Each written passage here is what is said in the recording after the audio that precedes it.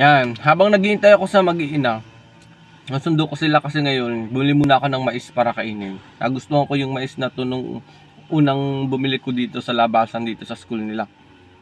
Nagustuhan ko kasi masarap at saka matamis siya. Ngayon, kwentuhan ko muna kayo. Ganito kasi yung gawaing buhay araw-araw, nihahatid ko sila, sinusundo sa hapon. At dahil pumapasok na yung dalawang bata, ayun, kapag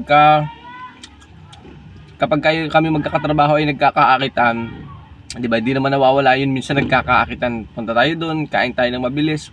Lalo na pagka may mga birthday yan. Halimbawa may birthday yan, ganyan, punta. Daan muna kayo sa bahay, kain muna kayo ng mabilis. Minsan na hindi ko na magawang sumama.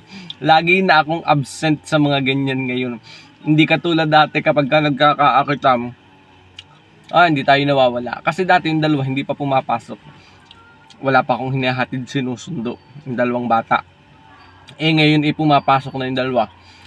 Inahatid tapos sa hapon sinusundo. Kailangan masundo ko sa tamang oras kasi bata pa yung dalawa. Isang grade 1 tsaka isang grade 3. Kailangan ay masundo ko sila kay mami agad kasi pagod na yung isa. Kaya ayun, lagi tayong abstain. Bawi na lang sa mga susunod kapag sila ay high school na o kaya ay mga grade 6 na kaya na ang sarili. Yun lang. Follow for more.